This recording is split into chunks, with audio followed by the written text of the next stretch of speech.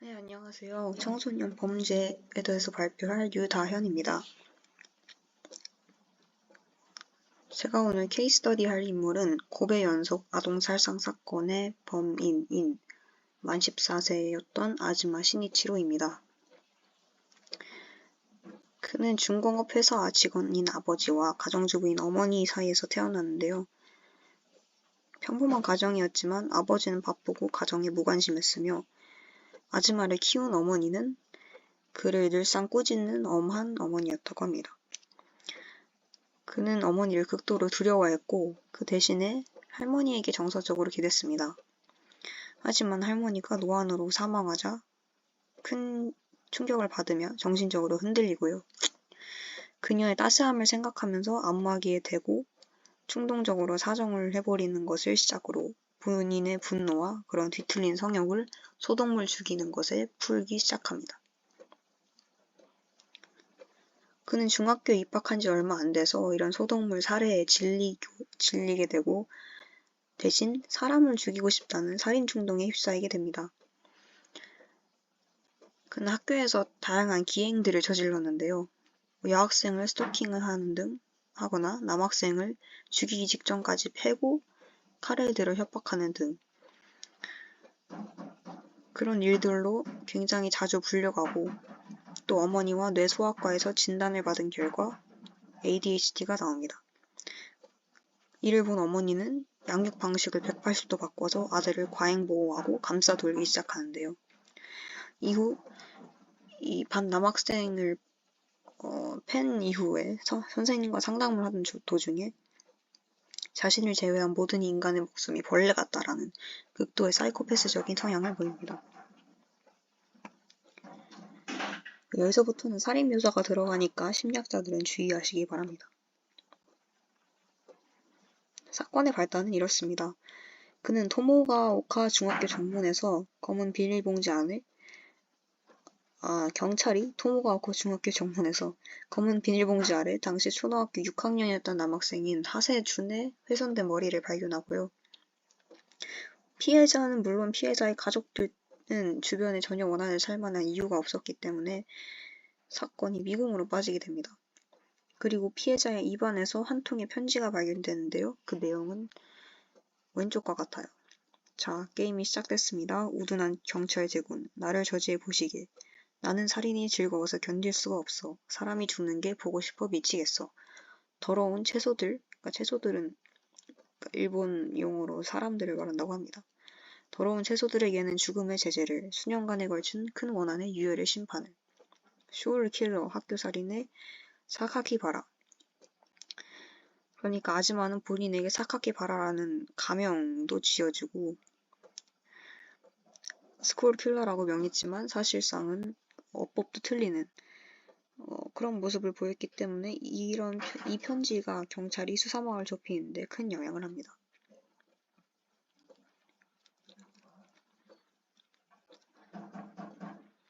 이 머리를 절단한 사건이 벌어지기 전에 두 가지의 사건이 있었었는데요. 첫 번째는 초등학교 6학년 여학생 2명을 뒤에서 접근해 망치로 머리를 때리는 그래서 전치 1주의 부상을 입히는 범죄를 저질렀었고 또 초등학교 4학년인 야마시타 아야카를 학교로 유인해서 또 후두부를 망치로 내려치는 범죄를 저질렀고 이 피해자는 결국 사망하게 됩니다. 또 10분 후에 다른 장소로 이동해서 초등학교 3학년인 여자아이의 복부를 나이프로 찔러서 전치 2주의 상처를 입히는데요.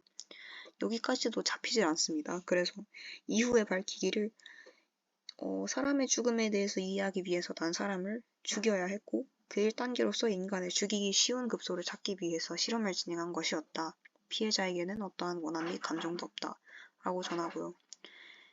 이 말대로 실험이었기 때문에 앞으로 또 사람을 죽이고 싶은 마음이 들었는지 또 잡히지 않았다는 확신이 들었는지 그 사태가 악화되게 됩니다.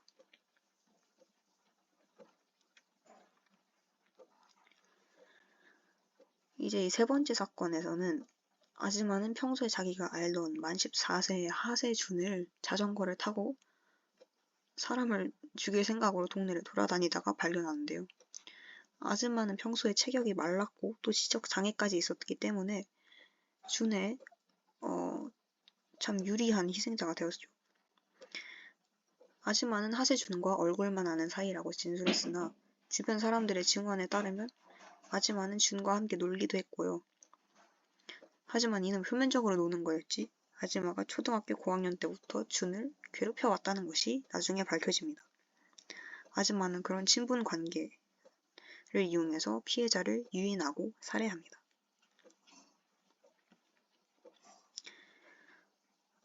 아줌마가 준을 산에서 살해한 다음 날에 이 산을 재방문하는데요. 쓰레기 봉투 2장과 칼 3자루를 들고 시체를 방문해서 머리를 잘랐으며 이에 대해서 성적 흥분감과 도취감을 느낍니다. 또 얼굴이 마음에 들지 않는다며 얼굴을 칼질로 도둑질하고 이리즈미의 연못가라는 곳으로 이 머리를 갖고 가서 나무 뒤에 숨기고 집으로 돌아갑니다.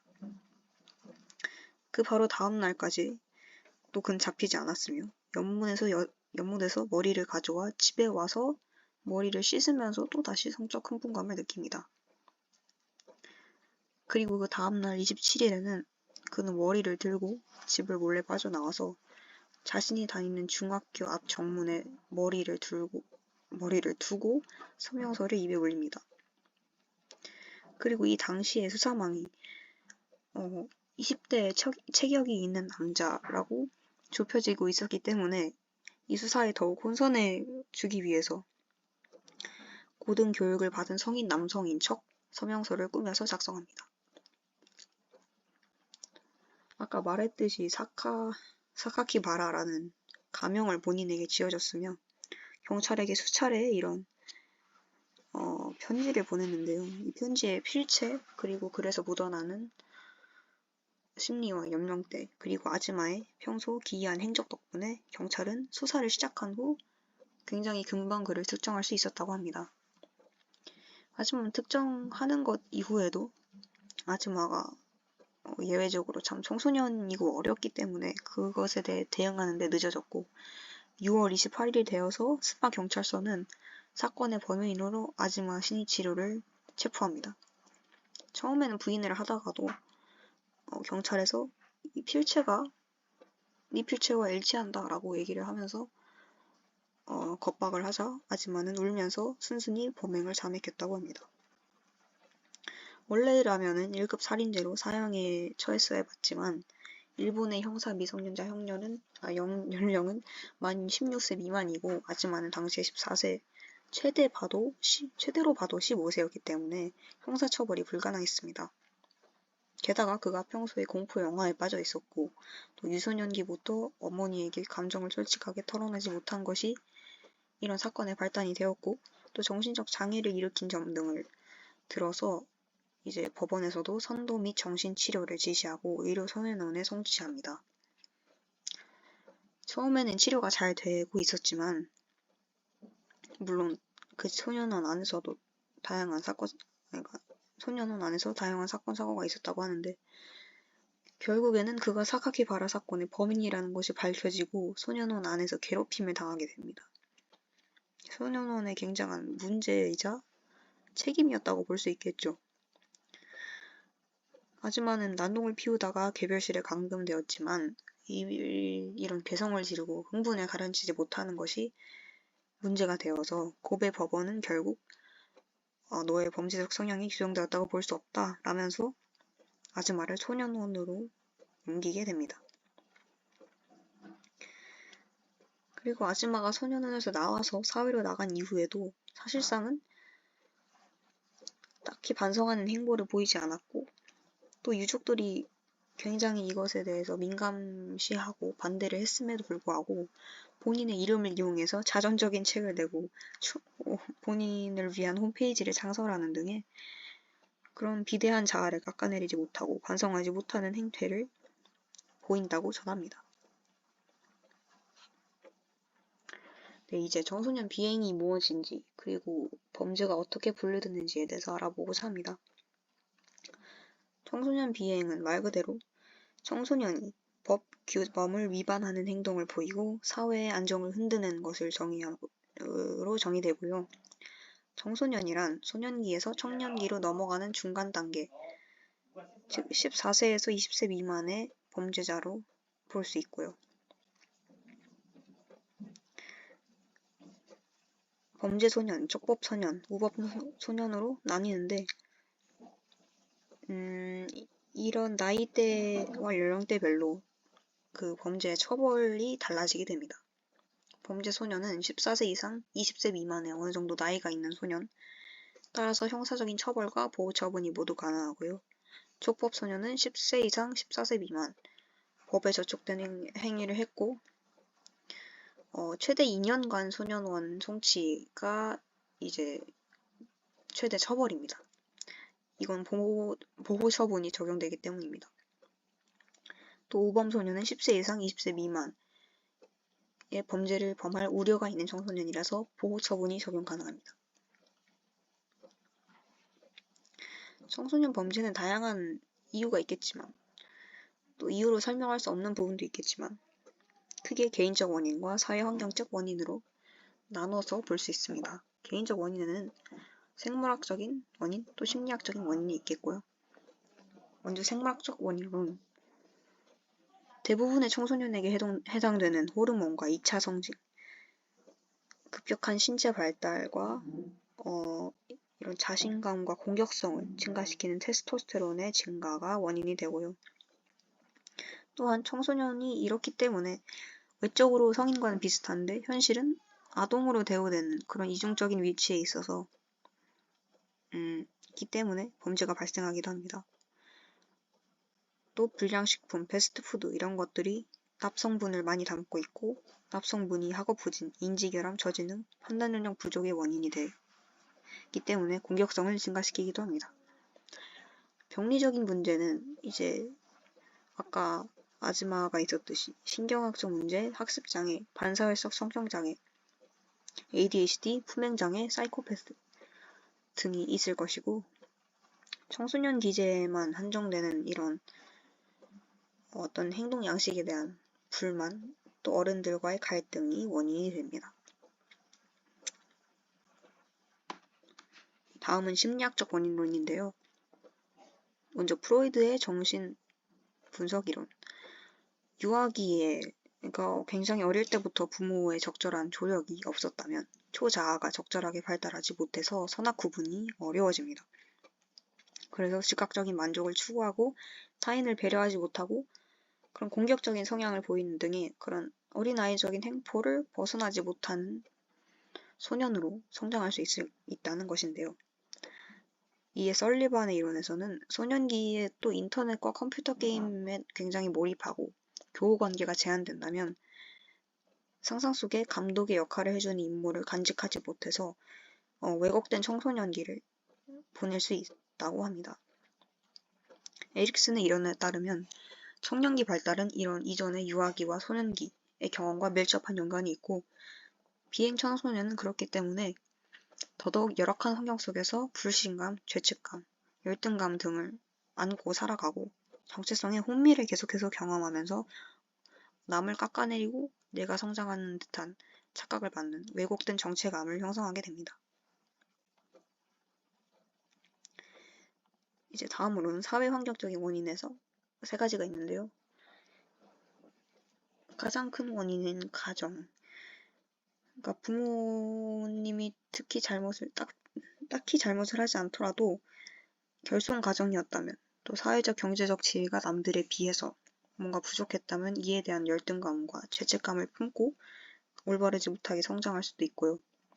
부모의 양육 태도가 가혹하거나 이제 아즈마의 그 경우를 여기 적용시켜 본다면 강압적인 양육 태도가 있었죠. 어머님이 또한 아즈마가 ADHD인 걸 알고 나서 태도 방식을 바꾸면서 비일관적인 훈육을 했으며 불신을 샀을 수 있고요. 또 과잉 보호를 해서 낮은 자립심을 키워줬습니다. 뿐만 아니라 엄격하고 신체적인 처벌, 이 당시 그러니까 지금 당장의 처벌만 모면하면 된다 라는 등의 생각을 하게 되는 신체적인 처벌이 문제가 될 수도 있습니다. 만약에 이런 가정에서 자라나게 된다면 아마 안정을 찾지 못해서 자신과 유사한 경험을 안고 있는 또래 친구와 어울리면 소속감과 안정감을 찾으려고 한다는 것이 차별적인 접촉 이론입니다.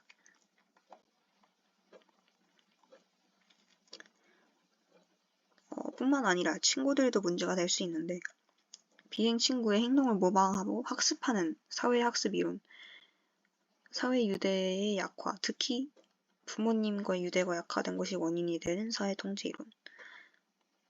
그래서 결국 이런 비행 경험이 있는 청소년끼리 몰려다니면서 비행 행동이 강화되는 상호 영역적 결과가 있을 것입니다. 물론 물론 학교라는 곳은 작은 사회이고 다른 사람과의 상호작용, 또 배려 그런 것을 경험을 하면서 성장해야 하는 곳이겠지만 이런 부모와 학교의 부담, 기대에 부응하지 못해서 부정적인 관계가 형성될 수도 있습니다. 이런 분노한 청소년들이 중비행, 폭력, 또 학교 비행을 저지르게 되고요. 학업 부진과 문제아라는 낙인 같은 것들 또한 학교에서 청소년에게 찍는 낙인이라고 볼 수 있는데 한번 이런 낙인이 찍히게 되면 더욱더 문제 행동을 할 수 있다는 것이 낙인 이론입니다. 그렇다면 요즘 범죄는 어떨까요? 아즈마가 저지른 범죄는 1980년대였기 때문에 지금과 많이 유사하지 않을 수도 있는데 요즘 범죄의 실태를 보자면 촉법 소년, 그러니까 이런 촉법 소년들이 보통 2년 최대, 그러니까 2개월 최대 소년원에 가둬지기 때문에 이런 점들을 악용하는 범죄가 더욱 증가하고 있다는 것이 전문가들의 판이고요. 또 특히 요즘은 다양한 것들이 인터넷 세상으로 옮겨가면서 범죄 또한 인터넷으로 옮겨갔다는 것이 이 사이버 범죄의 증가에서 볼 수 있는 것입니다. 촉법소년과 사이버 범죄가 증가하는 것이 요즘 범죄의 실태라고 볼 수 있죠. 그렇다면 이런 범죄의 대책, 이걸 해결하기 위해서는 무엇을 해야 할까요? 먼저 청소년에 대한 부정적인 프레임을 바꿔야겠죠. 한번 이런 프레임이 씌워져 있으면 청소년 본인도 개선하고자 하는 의지가 사라질 수 있습니다. 따라서 학교 교육의 정상화, 선도와 예방 중심의 교정 프로그램, 그리고 종합적이고 지속적인 대책의 수립이 필요할 것입니다. 그리고 요즘 들어 급격한 이혼율이 증가하면서 부모님들이 안정적인 가정 환경을 제공하지 못하는 경우도 생기고 또 너무나 과한 간섭을 하면서 자립심을 키워주지 못하는 경우도 생깁니다. 이런 것 대신에 객관적이고 민주적인 훈육이 필요하다라는 것이 가정의 문제점을 해결하는 대처 방법이고요. 아까 케이스 스터디에서 봤던 것처럼 그냥 단순히 처벌에서 끝나고 수용소에서 끝나는 것이 아니라 수용소에서도 계속적인 교정이 진행이 돼야 합니다. 근데 이런 것이 적절하게 되지 않으면 아즈마처럼 결국에는 또 치료가 잘 되다가 어긋나는 그런 일이 발생할 수도 있기 때문에 이는 매우 중요한 부분이고요. 따라서 소년 교정시설의 소규모화, 그러니까 개개인에게 더욱 집중할 수 있도록 시설을 소규모화시키고 또 교도소를 증설시키고 시설 내 처우를 개선하고 여기서 더 나아가서 사회 내에서까지도 돌볼 수 있고 책임을 질 수 있도록 법이 개선돼야 된다. 라는 것이 대책입니다. 마지막으로 요즘 증가하는 사이버 범죄에 대해서는 사실상 위험하다는 인식도 부족하고 그 자체에 대한 위협으로 느끼는 사람들이 적은 추세이기 때문에 사이버 공간에 대한 적극적인 정화 노력뿐만 아니라 정보통신 윤리 교육도 필요하다라는 것이 결론입니다. 지금까지 발표를 들어주셔서 감사하고 저는 아마 이 케이스 스터디와 발표를 마지막으로 동아리를 떠나야 될 것 같기 때문에 그동안 발표 봐주셔서 감사하고 네, 마무리하겠습니다. 감사합니다.